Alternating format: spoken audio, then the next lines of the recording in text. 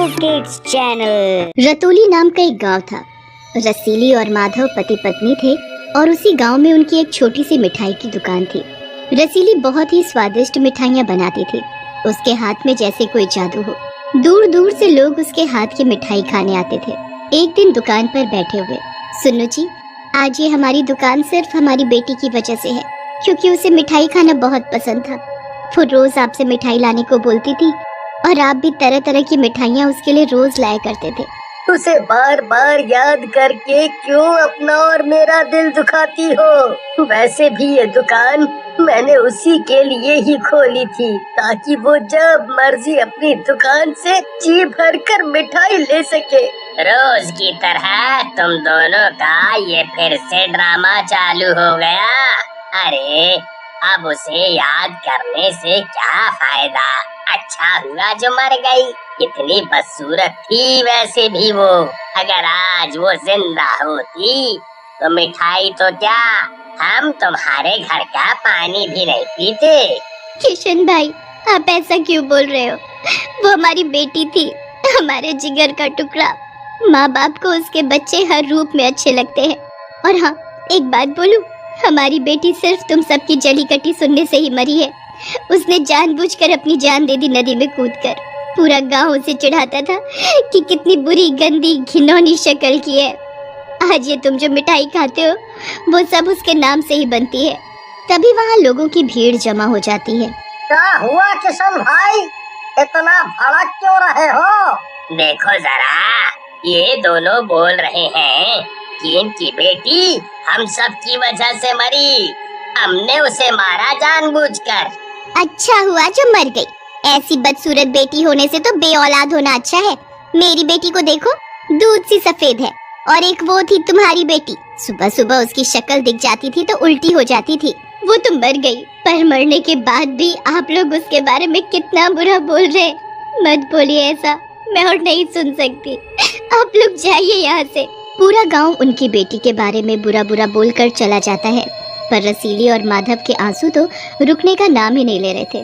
पूरी रात उनकी रोते हुए गुजरी। सुबह होते ही माधव रसीली को दुकान पर जाने के लिए बोलता है, पर वो क्या देखता है, रसीली मरी पड़ी है। रसीली, तुम भी मुझे छोड़कर चली गई। अब मैं इस दुनिया में बिल्कुल अकेला हो गया। ये सब मेरे साथ ही क्यों हो रहा है भगवान? पहले बेटी और अब पत्नी। तभी रामू का बेटा सूरज दौड़ता हुआ वहाँ आता है। माधव चाचा, माधव चाचा, वो तुम्हारी दुकान में आग लगी है। एक तरफ पत्नी मरी पड़ी थी और दूसरी तरफ दुकान जलकर खाक हो गई। माधव के पास अब कुछ नहीं बचा। इस बात को कई दिन बीत गए। माधव पत्नी और बेटी की मौत को भूल नहीं पाया। उसने 3-4 दिन से कुछ खाया भी नहीं था। एक दिन माधव घर के कोने में बैठकर रो रहा होता है। तभी पीछे से कोई उसके कंधे पर हाथ रखता है। उसके पीछे उसकी चुड़ैल बेटी थी, रानी। पिताजी, मैं हूँ, तुम्हारी बेटी रानी। मेरी बेटी? पर तुम तो चुड़ैल हो, मेरी बेटी नहीं। तुम मुझे मारने आई हो ना? तो लो मार दो मुझे, मार दो। ऐसी जिंदगी जीने से अच्छा है कि मैं मर ही जाऊं। पिताजी, मैं मर तो गई थी, पर आपको दुखी देखा तो मुझे इस रूप में आना ही पड़ा। मेरे पास कोई और रास्ता नहीं था। मैं ही तुम्हारी रानी बेटी हूँ। क्या आज तुम मुझे मिठाई नहीं खिलाओगे? तुम रोज मुझे मिठाई खिलाते थे ना? चुड़ैल की ये बातें सुनकर माधव को यकीन हो जाता है कि वो चुड़ैल ही उसकी बेटी है। मेरी बच्ची, मेरी बेटी, तू मुझे छोड़कर क्यों चली गई थी? देख, तेरी माँ भी मुझे छोड़कर चली गई और मेरी दुकान भी जलकर खाक हो गई। अब मैं तुझे कहाँ से मिठाई खिलाऊं? मुझे पता है, ये सब किसी ने जानबूझकर किया है। किसी ने तुम्हारी मिठाई की दुकान जानबूझकर चलाई है। पर अब मैं आ गई हूँ और इसका पता मैं लगा कर ही रहूंगी। क्या सोचने लगी तुम? कुछ नहीं पिताजी, मैं बस ये सोच रही थी कि मैं पहले भी बदसूरत थी और अभी भी बदसूरत हूँ। अब तो मैं और भी ज्यादा भद्दी दिखती हूँ ना। ऐसे ही बातें करते हुए दोनों पूरी रात यूं ही बिता देते हैं। सुबह हो जाती है। पिताजी, सुबह हो गई है, अब मुझे जाना होगा। आप जब भी मुझे याद करोगे मैं आ जाऊंगी, और अब मैं उन सभी को मजा जरूर चखाऊंगी जिन लोगों ने तुम्हारी दुनिया उजाड़ दी। रूपा अपने घर में चूल्हे के नजदीक बैठकर रोटियां सेक रही थी और थाली में खाना लगाकर वो खाट पर रख देती है। चंदू के बापू, खाना लगा दिया है, हाथ मुंह धोइए और खाना खाइए। खाट पर रखा खाना चुड़ैल चुपके से जला देती है। रामचरण खाना फेंक कर बाहर चला जाता है। मैंने तो खाना नहीं चलाया था, फिर ये कैसे चल गया? सब्जी और रोटी पूरी की पूरी कोयला हुई पड़ी है। ये कैसे हो सकता है? मेरी तो कुछ समझ नहीं आ रहा। कहीं ये किसी ने जानबूझकर तो नहीं किया? चुड़ैल छुपकर सब देख रही थी और बहुत खुश हो रही थी। वहाँ से वो सीधा कुएं पर जाती है। कुएं पर दो औरतें गंगा और चमेली पानी भर रही थी। चमेली का भरा हुआ सारा पानी चुड़ैल चुपचाप गिरा देती है और उसके दोनों मटके खाली कर देती है। हाय दैया, अभी तो ये दोनों मटके पानी से लबालब भरे थे, पर अभी ये खाली है। मैंने इतनी मेहनत से कुएं से पानी निकाल कर इन्हें भरा था। मेरे दोनों मटके भर चुके, इसलिए मैं चलती हूँ। अब कल मिलते हैं चमेली बहन, यहीं इसी जगह। तुम मेरे बाद आई थी कुएं पर पानी लेने, और मुझसे पहले कैसे जा सकती हो?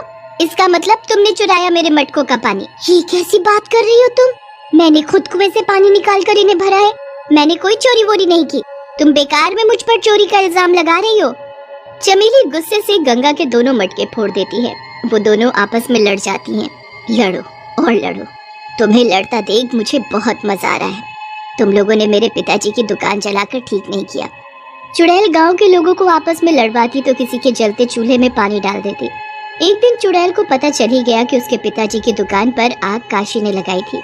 अच्छा हुआ जो उस माधव की दुकान जल गई। बड़ा आया था सबको अपनी दुकान की मिठाई खिलाने। उसकी दुकान होते हुए मेरी दुकान पर कोई नहीं आता था मिठाई लेने। अगर उस रात आप उसकी दुकान पर आग नहीं लगाते तो आज हमारा धंधा चौपट था। उसकी दुकान जलने के बाद ही सब हमारी दुकान पर आए। चुड़ैल सब सुन लेती है। उसे आखिर पता चल ही गया कि उसके पिताजी की दुकान पर आग काशी ने लगाई थी। चुड़ैल चुपचाप काशी की धोती में आग लगा देती है। ये आग कैसे लगी मेरी धोती में? बताओ, कोई आग बुझाओ। ये आग तो मेरी इज्जत उतार कर रहेगी। तभी उसकी पत्नी जल्दी से आती है और उसके ऊपर पानी डाल देती है। आग बुझ जाती है, पर काशी की धोती पूरी तरह जल जाती है। काशी, तेरी दुकान की सारी मिठाइयों को मैं सड़ा चुकी हूँ। आज के बाद कोई भी तेरी दुकान की मिठाई नहीं खाएगा।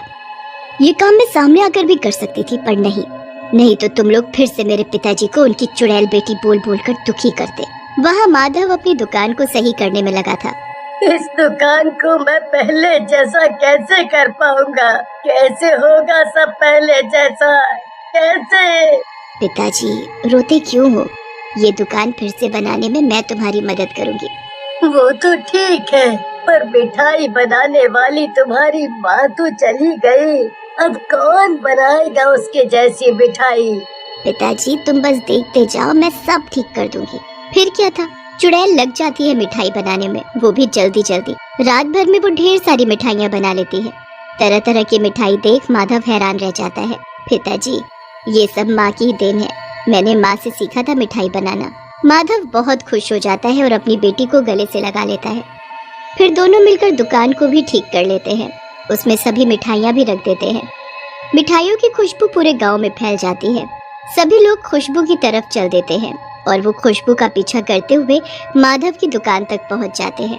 माधव की दुकान को देखकर सभी हैरान रह जाते हैं। ये खुशबू माधव की दुकान से आ रही थी, और वो देखो तो माधव की दुकान ठीक हो गई। उसमें कितनी ताजी ताजी मिठाई रखी है। देखते ही मुंह में पानी आ गया। पूरा गांव उसकी दुकान पर उमड़ पड़ा। कुछ ही देर में उसकी सारी मिठाइयाँ बिक गई और सबने माधव की मिठाई की बहुत तारीफ की। सबके जाने के बाद, बेटी, आज ये सब सिर्फ तुम्हारी वजह से हो पाया है। काश तुम आज जिंदा होती, लोगों की बातों में आकर अपनी जान न देती। अरे, लोगों का तो काम ही है कभी बुराई करना तो कभी तारीफ करना। अब जो हो गया सो हो गया। पिताजी, अब मुझे जाना होगा, पर मैं रोज आऊंगी मिठाई बनाने। माधव की चुड़ैल बेटी बस उसी को दिखाई देती, गांव वालों को नहीं, और वो रोज आकर अपने पिताजी की मिठाई बनाने में मदद करती।